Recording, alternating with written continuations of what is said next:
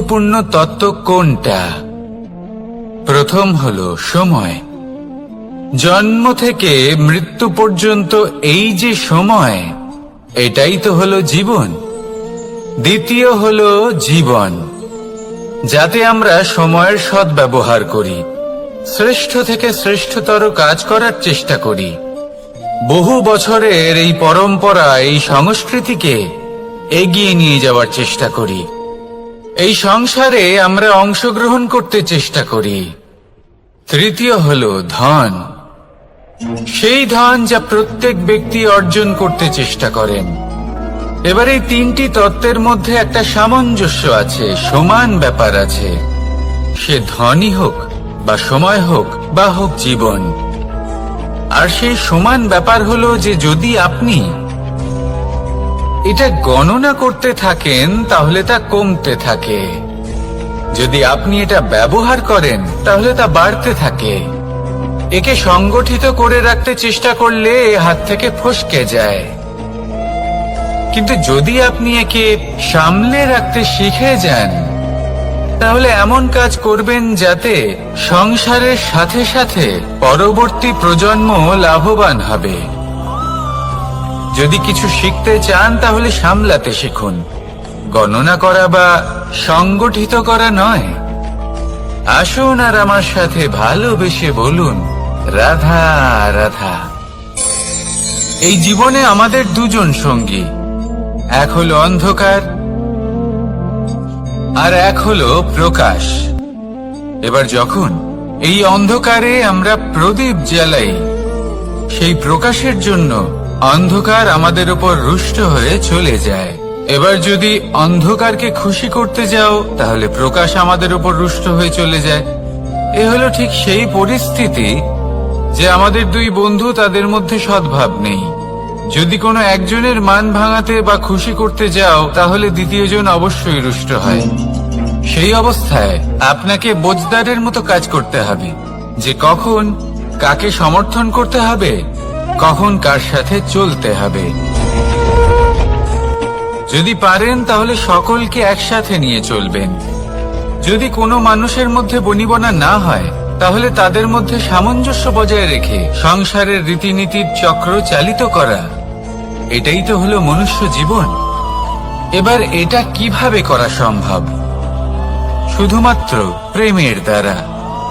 তাহলে এইভাবেই সবাইকে প্রেমের দ্বারা বেঁধে রাখুন আর আমার সাথে ভালোবেসে বলুন, রাধা রাধা। কিছু মানুষ বড়ই বিচিত্র হন, এমন ভাবে জীবনযাপন করেন যেন তাদের কোনোদিন মৃত্যুই হবে না। নিজেদের অহংকারের বশে একটা কথা ভুলে যান, যে যতই তারা নিঃশ্বাস নিচ্ছেন, যতই তারা জীবনযাপন করছেন, ততই তারা মৃত্যুর দিকে এগিয়ে চলেছেন। কারণ আমাদের এই জীবন তার নিঃশ্বাসের উপর নির্ভরশীল। নিঃশ্বাস চলছে মানে জীবন চলছে। নিঃশ্বাস যদি থেমে যায় তাহলে জীবনও থেমে যাবে। আমাদের জীবনের প্রদীপ যে কোনো মুহূর্তে নিভে যেতে পারে, আর কত সময় বাকি রয়েছে সেই বিষয়ে আমাদের কোনো ধারণাই নেই। তাই যে মুহূর্ত আমরা এখন যাপন করছি সেটার সদ্ব্যবহার করে নেওয়া যাক, কোনো শুভ কর্ম করে নেওয়া যাক, এমন কোনো কর্ম যার দ্বারা আমাদের ব্যক্তিত্বতে এমন এক চমক আসে যে আমাদের মৃত্যুর পরেও এই সংসার আমাদের চিরস্মরণীয় করে। কারণ একটা কথা ঠিক, মৃত্যু হলো একটা অটল সত্য, তাকে মেনে নিতেই হবে, স্মরণীয় করে রাখতেই হবে।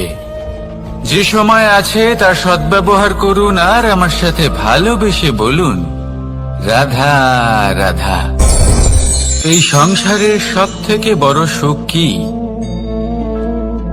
কেউ বলবেন নিজের লক্ষ্য প্রাপ্ত করা, কেউ বলবেন ধন উপার্জন করা, কেউ বলবেন নিদ্রাই সব থেকে বড় সুখ, কেউ বলবেন রাজ্য লাভ করা, আবার কেউ বলবেন মাতার হাত থেকে খাবার খাওয়া, আদি ইত্যাদি। কিন্তু যদি সত্যি কথা বলি, এই সংসারের সব থেকে বড় সুখ হল সেবা করা। কখনো কাউকে সেবা করে দেখুন। এই সেবা দ্বারা অন্য কোনো মানুষের আশীর্বাদ লাভ করাতেই সুখ রয়েছে। আপনার সেবা ভাব দ্বারা যখন কোনো মানুষ নিজের অন্তরাত্মা থেকে আপনাকে আশীর্বাদ করে, তার থেকে বড় সুখ আর কিছুই নেই। কারণ প্রত্যেক মানুষের মধ্যে ঈশ্বর বাস করেন। নরের সেবাই হলো নারায়ণের সেবা। নিষ্কাম সেবা করাই হলো সব থেকে বড় সুখ। তাই নিজের অন্তরে সেবার এই ভাব জাগ্রত করুন। যে সুখের কথা আমি বলছি, সেই সুখ অনুভব করেই দেখুন। এই মন সুপ্রসন্ন হয়ে বলবে, রাধা রাধা। মানুষের এই জীবন, মানুষ জন্ম নেয়, একটা নির্দিষ্ট সময়ের পরে এই সংসার ত্যাগ করে চলেও যায়। এবার শুধু এটাই আবশ্যক নয় যে এই জীবনকালকে আপনি যাপন করবেন, শুধু এটাই গুরুত্বপূর্ণ নয়। আবশ্যক এবং গুরুত্বপূর্ণ হলো এটা যে এই জীবনকালে আপনি এমন কিছু করেন যাতে এই সংসারের মঙ্গল হয়, যাতে এই সংসার আপনাকে মনে রাখে, আপনার থেকে প্রেরিত হয়, আপনার মতো হতে চায়। প্রত্যেক বছর আপনার জন্মতিথির অপেক্ষা করে, এমন ভাবে আপনার জন্মদিন পালন করে যাতে সেটা মহোৎসবের আকার ধারণ করে। এবার এই জন্মদিন এমনি এমনি মহোৎসবে পরিণত হয় না। তখন হয় না যখন কোনো ব্যক্তি রাজার রূপে বা কোনো গোয়ালার রূপে জন্মগ্রহণ করে। তখন পরিণত হয় যখন একজন মানুষ জন্মগ্রহণের পরে এই সংসারকে কোনো শিক্ষা দিয়ে যান। কিভাবে একজন মানুষ গোয়ালা থেকে রাজা হতে পারে, কিভাবে একজন মানুষ অসত্য থেকে সত্যের পথে চলতে শুরু করেন, অধর্ম থেকে ধর্মের পথে চালিত হতে পারেন, কিভাবে অন্ধকার থেকে প্রকাশের দিকে যেতে পারেন, কিভাবে নিজের আত্মাকে পরমাত্মার সাথে মিলিত করতে পারেন। তা সে রামনবমী হোক বা জন্মাষ্টমী হোক, তাদের জীবনের সাথে জড়িত প্রত্যেক মুহূর্ত একটা পরবের আকার ধারণ করে। তাহলে আপনিও এইভাবে নিজের জীবন যাপন করতে থাকুন। এই সংসারে শুধু ভালোবাসা বিতরণ করুন, কিছুটা এমন ভাবে বিতরণ করুন যাতে আপনি এই সংসার থেকে চলে যাওয়ার পরেও এই সংসারে আপনি শুধুই ভালোবাসা বিতরণ করতে পারেন। যদি আপনি এরকম করেন, সংসারকে প্রেরণা দেন, তাহলে আপনার জীবনও রাধা কৃষ্ণের প্রেমের মতোই অলৌকিক এবং দৈব হয়ে উঠবে। আসুন আর আমার সাথে ভালোবেসে বলুন, রাধা রাধা। আপনি এটা শুনে থাকবেন যে ছোট্ট একটা বালক, সে ঈশ্বরের প্রতিরূপ হয়। কিন্তু এমন কেন বলা হয় তা কি আপনি কখনো ভেবে দেখেছেন? আমি আপনাকে বলছি। কোন একটা ছোট্ট বালককে দেখুন, সে কি করে? সকলকে সমান চোখে দেখে। ওর মনে না কোনো ছলনা রয়েছে, না কোনো কপটতা, না অহংকার রয়েছে, আর না কোনো বিষয় নিয়ে কোনো চিন্তা। সকলকে সে সমান চোখে দেখে আর নিজের মধ্যেই প্রসন্ন থাকে, সকল বিকার থেকে মুক্ত। এগুলোই তো সেই গুণ সেই বালকের মধ্যে, যা হলো ঈশ্বর স্বরূপ। এবার ভেবে দেখুন, যদি প্রত্যেকটা মানুষ এই ছোট বালকের মতো সেই সব গুণ নিজের মধ্যে জাগ্রত করে তোলে, তাহলে কি হবে? তারাও ঈশ্বর তুল্য হয়ে উঠবে। তাই আপনিও এটাই করুন, নিজের মনকে বিকার মুক্ত করুন সেই ছোট্ট বালকের মতো। মনের মধ্যে না কোনো চিন্তা রাখবেন, না মোহ, না ক্রোধ, না কোনো রকমের ছলনা বা কপটতা। সবাইকে সমান চোখে দেখুন আর নিজের মনেই প্রসন্ন থাকতে শিখুন। এই মন প্রেমময় হয়ে বলবে, রাধা রাধা। মানুষের জীবন বড়ই বিচিত্র হয়। যেই মুহূর্তে জন্ম নেয় একটা প্রতিস্পর্ধায় প্রবেশ করতে থাকে। মানুষ জন্ম নেয় আর প্রতিস্পর্ধা শুরু হয়ে যায় ভাই এবং বোনের মধ্যে সর্বশ্রেষ্ঠ হবার, সবার থেকে এগিয়ে থাকার। তারপরে সে যায় গুরুকুলে, নিজের বন্ধুদের মধ্যে সর্বশ্রেষ্ঠ হওয়ার প্রতিস্পর্ধা শুরু হয়। এবার সেখান থেকে বাইরে বেরিয়ে সংসার জীবনে প্রবেশ করে ধন উপার্জনের প্রতিস্পর্ধা শুরু হয়। তা সে যুদ্ধই হোক বা কলা হোক, এই প্রতিস্পর্ধা কখনোই আমাদের পিছু ছাড়ে না। তাই যদি প্রতিস্পর্ধা করতেই হয়, তাহলে আমরা মানুষকে সাহায্য করার প্রতিস্পর্ধা কেন করব না? এমন এক প্রতিস্পর্ধা যাতে যে কেউ জিতুক বা যে কেউ হারুক না কেন, লাভ সকলের হবে। সকলের মধ্যে প্রেম বিতরণ করতে থাকুন, এইভাবেই আনন্দ বিতরণ করতে থাকুন, আর আমার সাথে ভালোবেসে বলুন, রাধা রাধা। দু রকমের প্রাকৃতিক বেগ থাকে। প্রথম হলো বর্ষা। যখন এর বর্ষণ হয় তখন মাটিকে শীতল করে নতুন ফসল ফলায়। আর দ্বিতীয় হয় পবন, যা আমাদের সর্বদা শ্বাসবায়ু প্রদান করে। অশান্ত এই মনকে শান্তি প্রদান করে, এই ক্লান্ত শরীরে স্ফূর্তি প্রদান করে। আমাদের জীবনে যত আবেগ আছে তা হয় বর্ষার মতো হওয়া উচিত, নয় হওয়া উচিত পবনের মতো। ক্রোধ, মতভেদ, বিবাদ, এগুলো হওয়া উচিত বর্ষার মতো। অর্থাৎ কিছু সময় পরে যেন এরা নিজে থেকেই ছিন্ন ভিন্ন হয়ে চলে যায়। আর যদি পবনের মতো কোনো আবেগ থাকা উচিত, তা হলো প্রেম,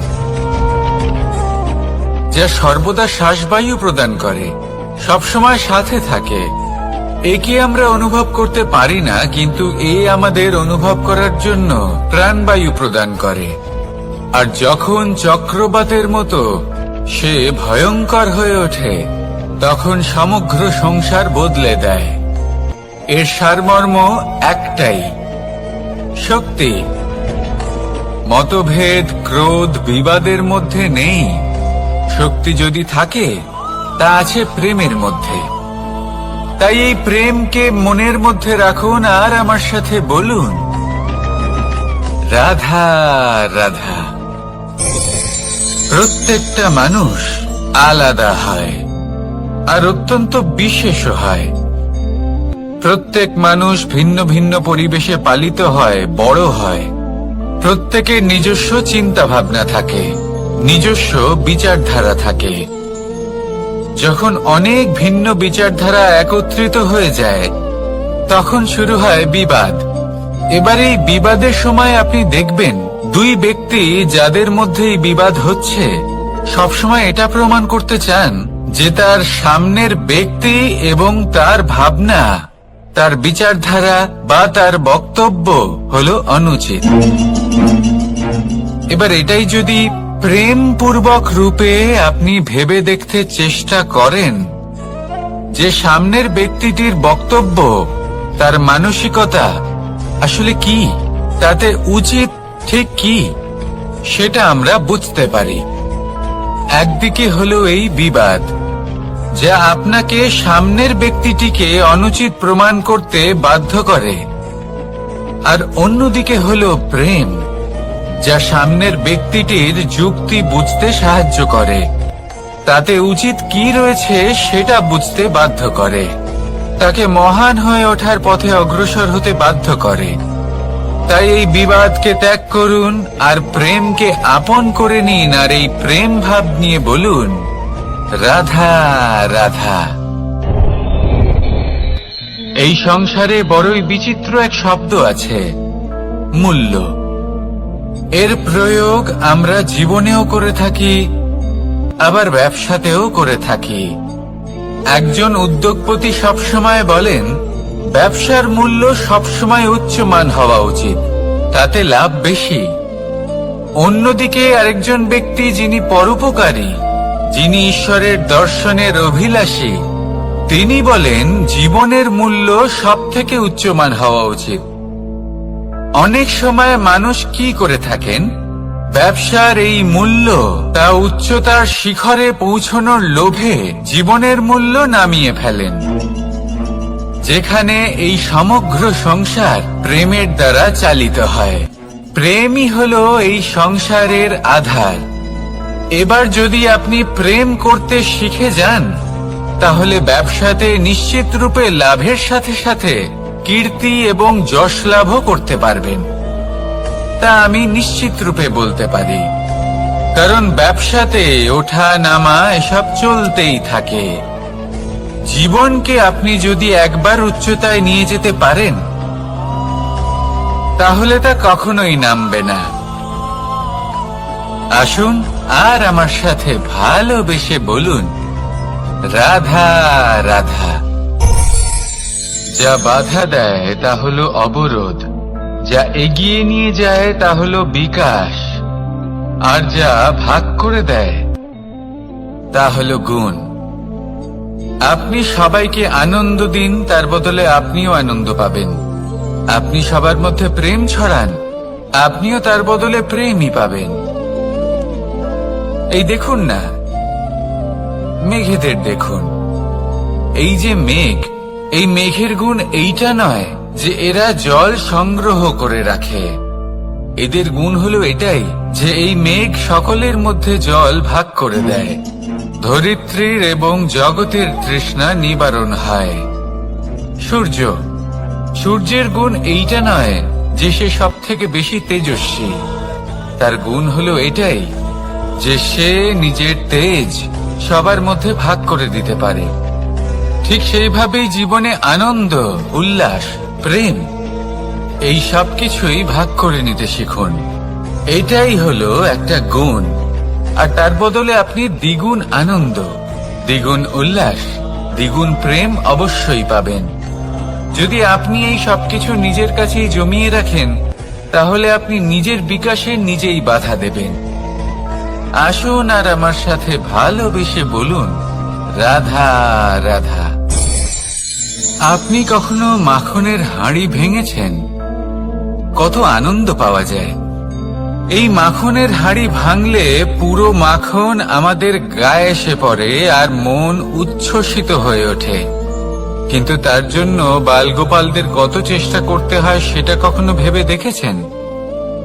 প্রথমে বড়ই পরিশ্রম করে একের উপর এক সাবধানে ওপরে চড়তে হয়, তারপরে ভারসাম্য বজায় রাখতে হয়, পড়ে গেলে হবে না। তারপর এই হাতের দ্বারা সেই মাখনের হাঁড়ি ভাঙতে হয়, তখন মাখন পড়ে। এবার এরকমই কিছু আমাদের জীবনে আমাদের সাথেও হয়। এবার আপনি বলবেন যে মাখনের হাঁড়ি ভাঙার এই প্রক্রিয়া, তার সাথে জীবনের কি সম্পর্ক থাকতে পারে? আসলে আমাদের মনের মাঝেও একটা হাঁড়ি রয়েছে, অহংকারের হাঁড়ি। আর এই অহংকারের হাঁড়ি যখন ভেঙে যায়, তখন প্রসন্ন হবার আনন্দ চতুর্দিকে ছড়িয়ে পড়ে। এই মন, এই আত্মা, এই দুই প্রসন্ন হয়ে যায়। কিন্তু তার জন্য আপনাদেরকেও বালগোপালের মতো চেষ্টা করে যেতেই হবে, ভারসাম্য বজায় রাখতেই হবে মনের মাঝে এবং এই বুদ্ধিতে, ভালো এবং মন্দের মধ্যে, লোভ এবং পরমার্থের মধ্যে। আর তারপর নিজে হাতে অহংকারের এই হাঁড়ি ভেঙে দিতে হয়। দেখুন, যদি ঈশ্বরের সঙ্গ লাভ করতে চান, তাহলে অহংকারের এই হাঁড়ি ভাঙতেই হবে। আসুন আর আমার সাথে ভালোবেসে বলুন, রাধা রাধা। মুঠো হাতের শক্তি বেশি, মুঠো খুললেই তা দুর্বল। তা এমন কি থাকা উচিত এই বন্ধ মুঠোয় যা লাখের সমান? মানসিকতা এবং স্বপ্ন। মানুষ জন্মগ্রহণ করে, তার মানসিকতা সময়ের সাথে উন্নত হয়। মানসিকতা অনুযায়ী সে স্বপ্ন দেখে, আর সেই স্বপ্ন সার্থক করতে সে পরিশ্রম করতে থাকে। কিন্তু খুব গুরুত্বপূর্ণ একটা কথা আছে যা আপনার মনে রাখা উচিত। আপনার এই মানসিকতা, আপনার এই স্বপ্ন, তা যেন আপনার নিয়ন্ত্রণে থাকে। আপনার বন্ধ মুঠোয় যেন এর লাগাম থাকে, আপনি যেন এর প্রভু হন। যদি তা হয় তবেই আপনি লাভবান হবেন। যদি এরা আপনাকে নিয়ন্ত্রণ করতে থাকে, যদি আপনার মুঠো খুলে যায়, না পথ আপনার নিয়ন্ত্রণে থাকবে, না মানসিকতা থাকবে, না স্বপ্ন নিয়ন্ত্রণে থাকবে। আর যদি তাই হয় তাহলে আপনি আপনার ভবিষ্যৎ নষ্ট করে ফেলবেন। তাই নিয়ন্ত্রণ করতে শিখুন নিজের বিচার বুদ্ধি, নিজের মানসিকতা, নিজের স্বপ্নকে। নিজের এই স্বপ্ন পূরণ করুন আর আমার সাথে ভালোবেসে বলুন, রাধা রাধা। এই সংসারের সব থেকে কঠোর ধাতুর মধ্যে একটি হলো লোহা। লোহা দিয়ে আমরা অনেক অস্ত্র শস্ত্র লাভ করি, অনেক বস্তুও লাভ করি। এবার এই লোহাকে কাটার জন্য, একে কোনো আকার দেওয়ার জন্য কি প্রয়োগ করতে হয়? লোহা। এবার এই কথাটা আমরা সকলেই জানি যে লোহার দ্বারাই লোহাকে কাটতে হয়। এবার এই কথা আমি আপনাকে কেন বলছি? এরপরে খুব বড় একটা প্রশ্ন আসে, যা খুব বড় শিক্ষা দিয়ে যায়। এটা কেন হয় যে আমরা একটা লোহা দিয়ে একটা লোহাতে আঘাত করছি, কিন্তু যে লোহা দ্বারা আঘাত করছি তার আকার বদলাচ্ছে না, যার ওপর প্রহার করছি তার আকার বদলাচ্ছে?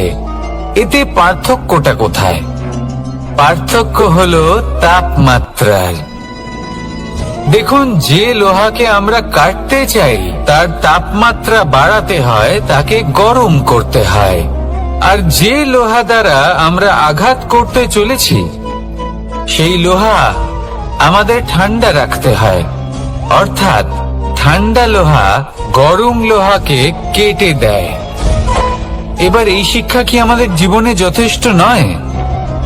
আমাদের জীবনে অনেক সমস্যা আসতে পারে, কিন্তু আমাদের এই বিষয়ে বিশেষ খেয়াল রাখতে হবে যে আমাদের মনকে আমরা যেন ঠান্ডা রাখি, এই মস্তিষ্ককে শান্ত রাখতে হবে। যদি আমরা ক্রোধ বা ঈর্ষার আগুনে জ্বলতে থাকি, বিদ্বেষের আগুনে জ্বলতে থাকি, তাহলে আমরাও সেই লোহার মতোই হয়ে যাব যার তাপমাত্রা অত্যন্ত বেশি। তখন যে কেউ এসে আমাদের বিচ্ছিন্ন করে চলে যাবে। মনে রাখবেন, যিনি যত বেশি স্থির বুদ্ধির অধিকারী, যিনি হলেন সব থেকে বেশি শান্ত, তিনি হলেন সব থেকে বেশি বলশালী। তাহলে শান্ত থাকুন আর আমার সাথে ভালোবেসে বলুন, রাধা রাধা। এই সমগ্র সংসারের সব থেকে গুরুত্বপূর্ণ ব্যক্তি কে? স্বয়ং আপনি। নিজের জন্য তো বটেই, তাই না? কারণ যখন আপনি জন্মগ্রহণ করেন, নিজের চোখ খোলেন, এই সংসারে আসেন, তখনই তো এই সংসারকে আপনি দেখতে পান, অনুভব করতে পারেন। এখানকার আবেগ, এখানকার মানুষজন তখন থেকেই অনুভব করেন।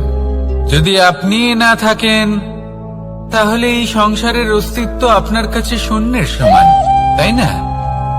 আপনি না থাকলে এই সংসারও আপনার কাছে নেই।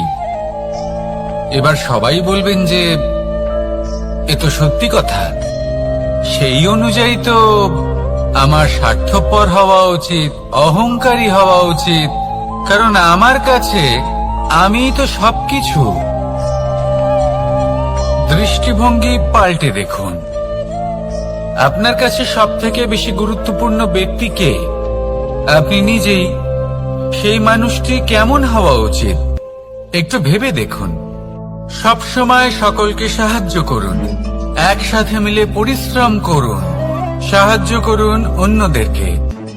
এটা অতি আবশ্যক।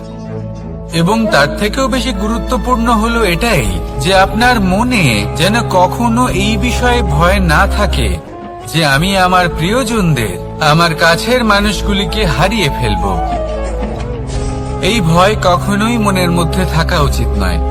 যদি ভয় থাকে তাহলে থাকুক এই বিষয়ে যে সকল মানুষ আমার জীবন থেকে, আমার থেকে দূরে চলে যাচ্ছেন, তাদের বাধা দিতে দিতে আমি যেন নিজেকেই না হারিয়ে ফেলি, নিজের অস্তিত্বকেই না হারিয়ে ফেলি, নিজের ব্যক্তিত্বকে, নিজের বিচারধারাকে।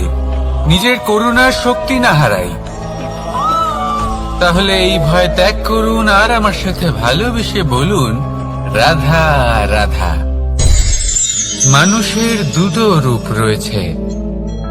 এক, আমাদের এই মুখ যা শুধুই চোখে দেখা যায়, আর দ্বিতীয়, আমাদের এই মন যা শুধুমাত্র অন্তরাত্মা দ্বারা দেখা যায়। এবার আমাদের এই মুখ তা ঈশ্বর সকলকেই আগে থেকেই প্রদান করেছেন, কিন্তু এই মন কেমন হবে তা আমাদের জীবনের অনুভূতি এবং আমাদের জীবনের লক্ষ্য এগুলি সুনিশ্চিত করে। অর্থাৎ নেত্র দিয়ে দেখা যায় আমাদের এই মুখ, তা শুধুই এই কারণে প্রয়োজন যাতে সংসার আমাদের দেখতে পায়, আমাদের চিনতে পারে। কিন্তু যদি এই সংসারে আপনি প্রকৃত অর্থে মান সম্মান লাভ করতে চান, তাহলে নিজের অন্তরাত্মাকে আপনাকে বিকশিত করতেই হবে। দেখুন, কথায় আছে এই যে অসুর, তা শারীরিকভাবে উপস্থিত নয়, তা মনের মধ্যে থাকে। যদি এই মন থেকে অসুরকে বের করে দেওয়া যায়, তাহলে শরীরে তা উপস্থিত থাকবেই না। তাই মনকে শুদ্ধ করুন আর আমার সাথে ভালোবেসে বলুন, রাধা রাধা। প্রয়াস, পরিশ্রম, এই শব্দগুলি শুনতে হয়তো ছোট মনে হয়, কিন্তু এর মূল্য অনেকটাই অধিক। এবার প্রয়াসও কিন্তু দুই ধরনের হয়। একটা প্রয়াস তাই যা আমরা নিজের মন থেকে, অন্তর থেকে সমগ্র শক্তি দিয়ে করার চেষ্টা করি। এবারে এই প্রয়াস প্রচেষ্টার নামান্তর। কিছু প্রয়াস এমন হয় যেমন দ্রুতক্রীড়া খেলা। মানুষ বলেন, আজ একটু প্রয়াস করি, একটু দ্রুতক্রীড়া খেলেই দেখি, যদি বিজয়ী হই তবে ভালো ব্যাপার, যদি না হই তবে আর কখনো খেলবো না। এটাও কিন্তু প্রয়াস, কিন্তু এই প্রয়াস পরিশ্রম নয়। পাণ্ডবদের দেখুন, ওনারা যখন পরিশ্রম করেছিলেন তখন খাণ্ডবপ্রস্থকেও ইন্দ্রপ্রস্থ বানিয়েছিলেন। দ্রুতক্রীড়া খেললেন, সেই মুহূর্তেই ইন্দ্রপ্রস্থ হারিয়ে ফেললেন। পরিশ্রম করলেন, সগৌরবের রাজা হলেন। দ্রুতক্রীড়া খেললেন, তখন এক মুহূর্তে রাজা থেকে নিঃস্ব হয়ে গেলেন। সারমর্ম এটাই যে দ্রুতক্রীড়া কখনো কখনো আপনার মিত্র হতে পারে, কখনো সে আপনাকে বিজয়ী করতে পারে, কিন্তু প্রয়াস এবং পরিশ্রম যখন একসাথে মিলিত হয় তখন তা সর্বদাই আপনার সাথে থাকে। প্রয়াস করতে থাকুন, পরিশ্রম করতে থাকুন, আর আমার সাথে ভালোবেসে বলুন, রাধা রাধা। মানুষ কখনো কখনো সময়কে নিয়ন্ত্রণ করতে চেষ্টা করে, কখনো কখনো সময়ের গুরুত্ব বুঝতে পারে না। এটা ভাবে যে এই কিছু মুহূর্ত কেটে যাক, একে অতিবাহিত করি, তাহলে কি বা হবে, কয়েকটা মুহূর্ত মাত্র। কিন্তু তা নয়। আজকের একটা মুহূর্ত ভবিষ্যতের অনেক বড় পরিবর্তনের ভিত হতে পারে। আজকের একটা মুহূর্ত আপনার ভবিষ্যৎকে উজ্জ্বল করে তুলতে পারে। সেই জন্য ছোট ছোট মুহূর্তগুলিকে অদেখা করবেন না। সময়কে কাজে লাগান, পূর্ণরূপে কাজে লাগান। এবার যদি আপনি কাউকে সাহায্য করতে চান আর সেই কারণেই যদি থেমে থাকেন, তাহলে ঠিক আছে, কারণ আপনি কাউকে সাহায্য করে তার জীবনকে আরো ভালো করে তুলতে চাইছেন, আরো শ্রেষ্ঠ করতে চাইছেন। এই পুণ্য, এই কর্ম ফিরে আপনার কাছেই আসবে আর আপনার জীবনকে শুভ করে তুলবে। কিন্তু যদি আপনি আলস্যের কারণে থেমে থাকেন এবং কিছুই না করেন, সময় নষ্ট করেন, তাহলে কিন্তু একটাই ঘটনা ঘটবে, আপনার ভবিষ্যৎ বিপদগ্রস্ত হয়ে পড়বে, আর কিছুই নয়। সেই জন্য এটা বোঝা প্রয়োজন যে কখন থামতে হবে এবং কেন থামতে হবে। যদি আপনার থামার কারণ এবং সময় অনুচিত হয়ে থাকে, তাহলে আপনার ভবিষ্যৎ কখনোই উচিত হতে পারে না। সেই জন্য সময়কে সম্মান করুন আর পূর্ণ ব্যবহার করতে শিখুন। আর আমার সাথে ভালোবেসে বলুন, রাধা রাধা। জীবনে সবসময় সেটা হয় না যা আমরা চাই, তেমন ভাবে হয় না যেমন ভাবে আমরা চাই। এবার তাতে আমরা দুঃখ পাই, নিরাশ হয়ে পড়ি, ভাগ্যকে দোষ দিই অথবা অন্য কাউকে বা নিজেকে। কিন্তু সত্যটা কি সেটা আমাদের জানতে হবে। এই সংসার নির্মিত হয়েছে পাহাড় দ্বারা এবং পাথর দ্বারা, তাই প্রত্যেক স্থানে ছোট ছোট ছোট ছোট নুড়ি পাথর তো অবশ্যই থাকবে। এগুলো এড়িয়ে যাওয়া সম্ভব নয়, আর এই কথাটা আমরা সকলে জানি। এবার এইভাবেই আমাদের জীবনে নানান রকমের সমস্যা লেগেই থাকে। এর হাত থেকে কোনোভাবেই নিস্তার পাওয়া সম্ভব নয়। একটা সমস্যা এড়াতে যান, দ্বিতীয় চলে আসবে, দ্বিতীয় সমস্যা এড়াতে যান, তৃতীয় চলে আসবে। কিন্তু সমস্যা জীবনে থাকবেই, আর আপনাকে সাহায্য করার জন্যই থাকবে কোনো না কোনো রূপে। আপনার চারপাশে পাথর আছে, এটা আপনার উপর নির্ভরশীল আপনি কি করবেন, কোন পথে অগ্রসর হবেন এবং কিভাবে অগ্রসর হবেন। এবার দেখুন, এটা তো সবসময় সম্ভব নয় যে আপনার পদতলে ফুলের চাদর থাকবে, এটা তো অসম্ভব। সেই জন্য উচিত এটাই হবে যে আপনি পাদুকা পরিধান করে জীবনে অগ্রসর হন। এর সারমর্ম এটাই, যখনই জীবনে সমস্যা আসবে দৃঢ় হয়ে সম্মুখীন হন এবং এটা বোঝার চেষ্টা করুন যে এই সমস্যা জীবনে কেন এলো, কি শিক্ষা দিয়ে গেল। আপনার মধ্যে দোষ অবশ্যই থাকবে,